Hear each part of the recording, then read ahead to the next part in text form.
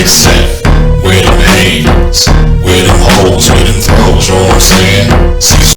This is why I train in martial arts. We're going to start off my videos for this week with me sort of kind of giving an apology. I don't even know why I'm doing this, but I've let offline things interfere with my output for the online. There's some things I'm dealing with now, and I'm being vague on purpose. Y'all know you're going to hear me say that a lot on this channel. I'm being vague on purpose. And unfortunately, I'm actually getting a chance to really apply martial arts stuff in a non-combative way, because even though there have been situations that can arouse combative emotions in me, I still have to respond with the tenets. I have to respond with self-control. I have to have indomitable spirit. I have to respond with courtesy. I have to maintain integrity. And then when I deal with people, I have to make sure that what I do is truly of mutual welfare and benefit. Definitely, like if I'm at work and I want to do my job, I have to do my day job with maximum efficiency and minimum effort. And it's not just one thing. It's stuff at home and stuff with work and stuff like that. So it's a lot. And I'm not going to say everything because not everything that involves me just involves me.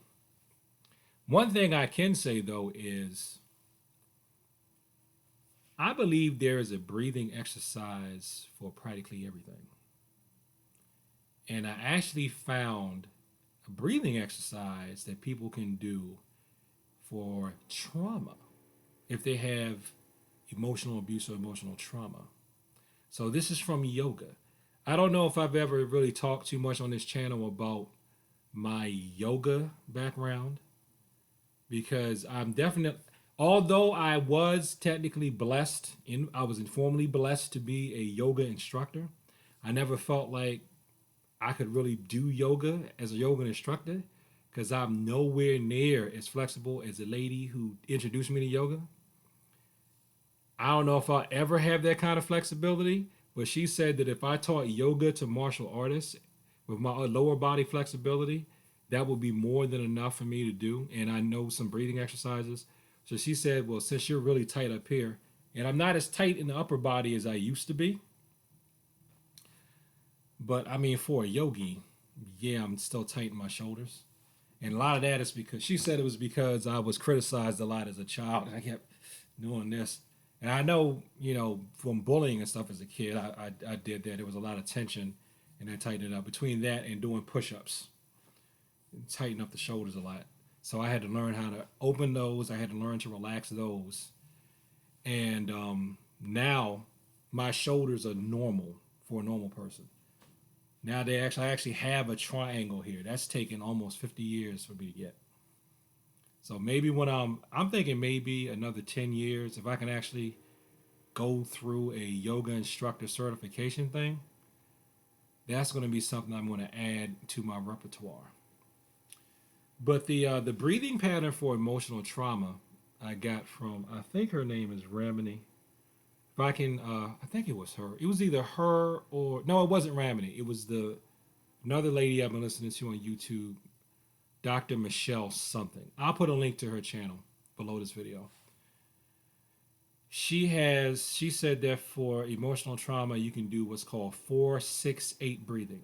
You breathe in for 4, you hold your breath for 6, you breathe out for 8.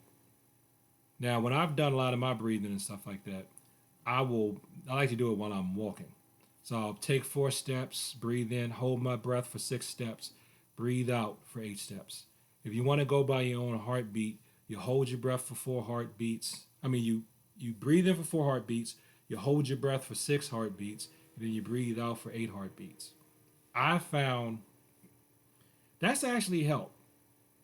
That's helped. Another thing I think that's helped too is just with me lately, my efforts to lose weight. It's like I'm making my body eat the traumatized cells. And that's kind of a yoga thing too. I remember, I'm just gonna say her name instead of the lady who introduced me to yoga. I'll just use her first name. I remember Kathy told me that yoga and martial arts were together on the same mountain at one point and they got separated. I can believe that because they complement each other so well. And I'm not doing the let something possess me yoga. I'm not doing the let something possess me yoga, if there is such a thing, which I don't know if there is, but I'm doing stretching and breathing and just meditating. And whenever I do my meditations, I meditate upon God, God. Meditate on God. I can put on religious music and do it. And that's help. And another thing, I will say this. Another thing is, since I started looking at my yoga stuff again, I found the importance of vibrations and energy and sounds. And man, I tell you, a lot of stuff's on YouTube now. If you really need to relax, there is a song or there is a sound out there that can get you to relax. Even if it's like I just found, and I consider this to be part of my personal yoga, is that song "Jesus Can Work It Out." That song, that song always makes my day, man. I don't care how bad I'm feeling. I listen to Jesus Can Work It Out. If you left, Jesus Can Work It Out. Listen to some of that. You feel it right up in here in the heart chakra. You feel it in your soul. You just feel like Jesus can work it out. Their voices are so powerful. The ladies singing in that song, the two ladies that sing lead in there. Oh man, you can't. I don't know how you can feel bad after listening to something like that. Really, really good music. Listen to really good music. So there are other breathing exercises that are more martial that I was given, but I don't give them out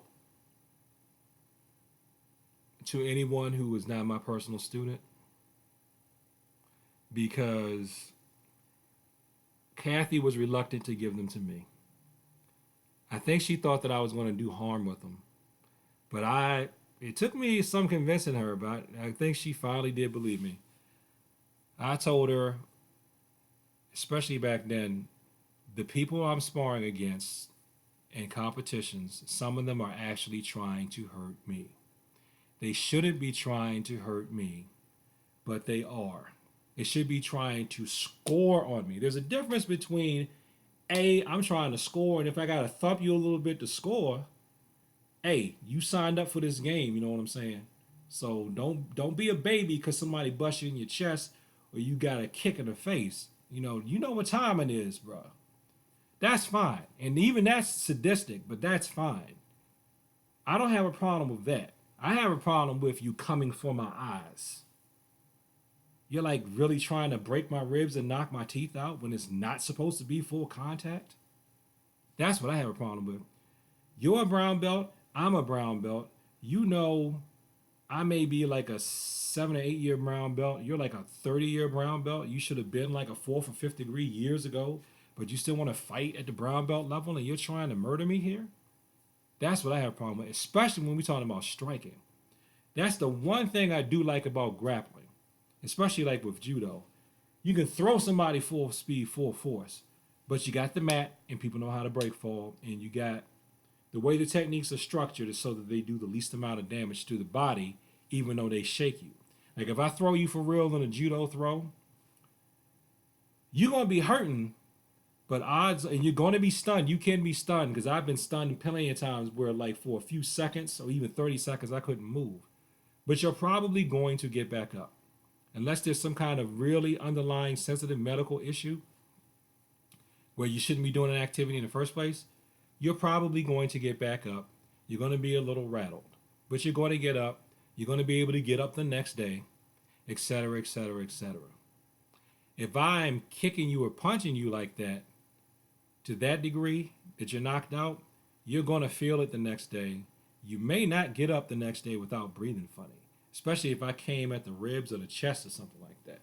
And if I definitely come at your eyes or some of the hollows on your face, you might end up in the hospital or end up maimed. And is that what we really need? If we're just, and I'm talking, you know, it's not like I'm a professional fighter or I ever was a professional fighter. We amateurs here. So she gave me the breathing exercises, and I only share those. I've shared them with only my most senior students. And I don't even know if they remember them because they don't really have to use them. But I still practice them. It's just different ratios.